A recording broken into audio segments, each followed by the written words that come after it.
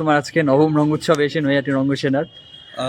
আমরা এবার প্রথমবার এলাম বহু দূর থেকে, 2000 কিলোমিটার দূর থেকে, পুনা থেকে। যদিও আমরা সবাই কলকাতা বা তার আশেপাশে কল্যাণী এইসব জায়গাতেই থাকি, কিন্তু সেখান থেকে এত দূরে এসে থিয়েটার করা আমাদের জন্য সত্যি বিরাট বড় পাওয়া। কারণ আমরা পুনায় বাংলা নাটকের চর্চা করি, সেটা যে কলকাতায় এসে কলকাতার মানুষদের বা পশ্চিমবঙ্গের মানুষদের দেখাতে পারছি, এটা আমাদের জন্য বিরাট বড় পাওয়া। নৈহাটি রঙ্গসেনাকে অনেক ধন্যবাদ। আর নাটক করে কিরকম লাগলো তোমার? নাটক করে লাগলো মানে আরেকটু অডিয়েন্স হলে ভালো হতো, দর্শক যদি আরেকটু বেশি হতেন। কারণ আমি জানি সোমবার বিকেল আমাদের প্রথম স্লট ছিল, সুতরাং আসার ইচ্ছে থাকলে অনেক মানুষ এসে উঠতে পারেন না। আজকে একটা উইকডে, ওয়ার্কিং ডে। আমরা তো ছুটি নিয়েছি, আমরাও কাজ করি কলকাতাতে, আমরা তো ফুল টাইম নাট্যকর্মী নই। তবে আরেকটু কিছু মানুষ হলে, কারণ থিয়েটার স্টেজে করতে হলে যদি সামনে মানুষ না থাকে, আর কাদের জন্য আমরা করলাম। আর কিছু আগামী দিনের জন্য কিছু যদি বলতে চান? আগামী দিনের জন্য বলতে চাই যে থিয়েটার এমন একটা মাধ্যম যেটা মানুষ ছাড়া হয় না এবং একে অপরের সাহায্য ছাড়া হয় না। আমরা সবাই একে অপরের পরিপূরক। নৈহাটি রঙ্গসেনা এর আগে পুনে গেছেন কাজ করতে, আবার আসবেন আই এম শিওর।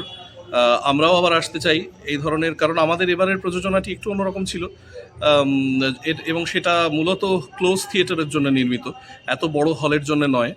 তো সেই জায়গায় আমাদের একটু মানিয়ে নিতে একটু হয়েছিল, কিন্তু ঠিক আছে, সেটাতে সামগ্রিকভাবে কোনো অসুবিধা হয়নি। আগামী দিনে আশা করি আবার দেখা হবে সবার সাথে। Thank you. প্রথমত আমি প্রথমবার রঙ্গসেনার রঙ্গোৎসবে এলাম। এতদিন আমি জানতাম এটা রঙ্গোৎসব, এবারে একটা নতুন পালক এতে অ্যাড হয়েছে, যেটা প্রতিযোগিতা হিসাবে দেখা হচ্ছে। সবথেকে বড় কথা আমার যেটা ভালো লাগলো, যেটা আমার চিরকাল ভালো লাগে, যে রঙ্গসেনার আতিথেয়তা এবং আত্মীয়তা। আমাদের কখনো রঙ্গসেনা যখন দিল্লিতে যায় বা আমরা যখন আসি বা কিংবা লখনৌ দেখা হয় বা কোথাও, আমাদের মনে হয় না দুটো আলাদা দল। এটা আজকেও ঠিক একইভাবে প্রযোজ্য। আর অ্যারেঞ্জমেন্ট এত ভালো ছিল, সত্যি কথা বলতে আমি এতটা ভাবতে পারি না। যেহেতু আমরা প্রায় একদিনের দূরত্বে থাকি, যদি আমি ট্রেনের কথা বলি, আর এমনিভাবে যদি ধরি 1500 কিলোমিটার দূর থেকে আমরা যখন দিল্লি থেকে আসি। আমি প্রায় 25 বছর ধরে দিল্লিতে নাট্যচর্চা করছি এবং পশ্চিমবঙ্গের সঙ্গে যোগাযোগ আমার 25 বছর নেই। আমরা ভাবতে পারি না যে কলকাতায় গিয়ে এরকমভাবে আমরা সাহায্য পাবো, এরভাবে আমাদের ভাই দাদার মতো সবাইকে কাছে পাবো। সেটা এক নম্বর জিনিস। আর দু নম্বর, খুব ভালো অ্যারেঞ্জমেন্ট, লাইট, সাউন্ড, এভরিথিং, সবাই এত কোঅপারেটিভ, আমরা মনে রাখবো। আচ্ছা, নাটক করে তোমাদের কেমন লাগলো রঙ্গোৎসবে?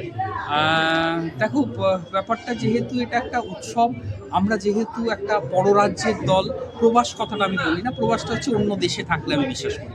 যেহেতু আমরা একটা পররাজ্যের দল, সেটা যখন গিয়ে কোনো একটা জায়গায় নাটক করতে যায়, তখন সেখানে গিয়ে প্রথমত প্রচণ্ড আশঙ্কা থাকে, সংশয় থাকে যে আমরা কি সত্যি পারবো। যেখানে পশ্চিমবঙ্গ হচ্ছে নাট্যভূমি, যদি আমরা নাট্যভূমি হিসাবে ভারতবর্ষের দুটো জায়গাকে চিহ্নিত করি, তার মধ্যে একটা হচ্ছে পশ্চিমবঙ্গ, একটা হচ্ছে মহারাষ্ট্র, তার মধ্যে পশ্চিমবঙ্গ। সেখানে এসে দাঁত ফোটানো খুব একটা সহজ কাজ নয়।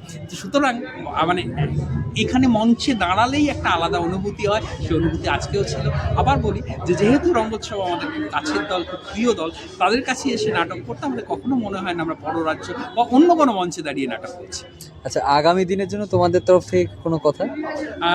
আমি যেটা বলবো, যেটা আমি খুব চাই, আমি সবসময় ধ্রুপদকে বলি এবং রঙ্গসেনার যারা জুনিয়র আছে, সিনিয়র আছে, তাদের সবাইকে বলি যে রঙ্গসেনা যে কাজটা করে চলেছে, সেটা মফস্বলের একটা দল হিসাবে ভারতবর্ষব্যাপী এই জিনিসটা যেন চালিয়ে যায়, যেটা আমরাও যেন রঙ্গসেনাকে আবার দিল্লিতে পাই এবং বিভিন্ন জায়গায় তাদের যে একটা প্রোডাকশন আছে, শ্রীচরণ কমলেশ্বর, আমি তো ডাইহার্ট ফ্যান, আমাকে যদি 100 বার দেখতে বলে আমি 100 বার দেখতেও রাজি আছি। তো সেটা যেন, এই যে রীতিটা চালিয়ে যাচ্ছে, এই যে ধারাটা চালিয়ে যাচ্ছে, এই ধারাটা যেন অব্যাহত থাকে। Thank you.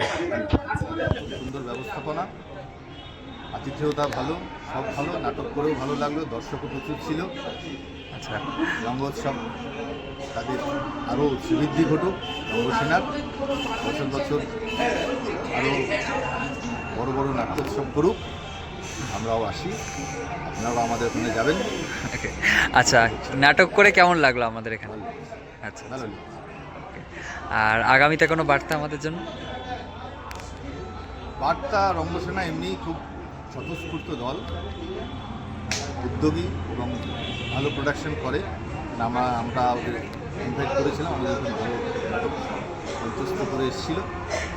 আরও ভালো করে এগোক, রঙ্গোৎসবের রঙ্গসেনার আরও শ্রীবৃদ্ধি ঘটুক, এই শুভকামনা ওদের জন্য। Thank you. এটা আমন্ত্রণ করার জন্য আমরা খুব খুশি।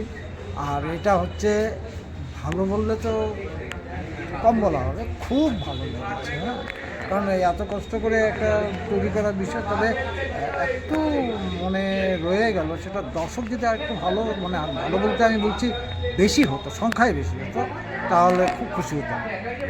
হ্যাঁ, কারণ আমরা নাটক যেটাকে বলা হয় অ্যামিউজমেন্ট, ওই দিকটা আমরা খুব একটা দেখি না। আমরা নাটকটাকে আমাদের যে মনের কথা, সেই কথাগুলো নাটকের মাধ্যমে বলার চেষ্টা করি। আর যত মানুষের কাছে পৌঁছতে পারবো ততই তো নাটকের জয়গান হবে, আমাদেরও জয়গান হবে, আমরা আমাদের বক্তব্য পৌঁছাতে পারছি। রঙ্গসেনার আয়োজন মানে আমি তো বলবো ত্রুটিপূর্ণ, সব ঠিক আছে, আর একটু সাহায্য দর্শকদের করা উচিত। মানে জেনারেল পিপুল যদি এগিয়ে আসে না, তাহলে রঙ্গসেনায় কোথা থেকে কোথায় যাবে সেটা বলা আমি অন্তত মুশকিল মনে করি। আচ্ছা, আপনাদের এখানে নাটক করে কেমন লাগলো একটু জানাবেন আমাদের। হ্যাঁ, নাটক করে ভালো লেগেছে, খুব ভালো লেগেছে। সবাই কোঅপারেট করেছে, এটা হচ্ছে সবচেয়ে বড় কথা, কোনো জায়গায় পাওয়া যায় না।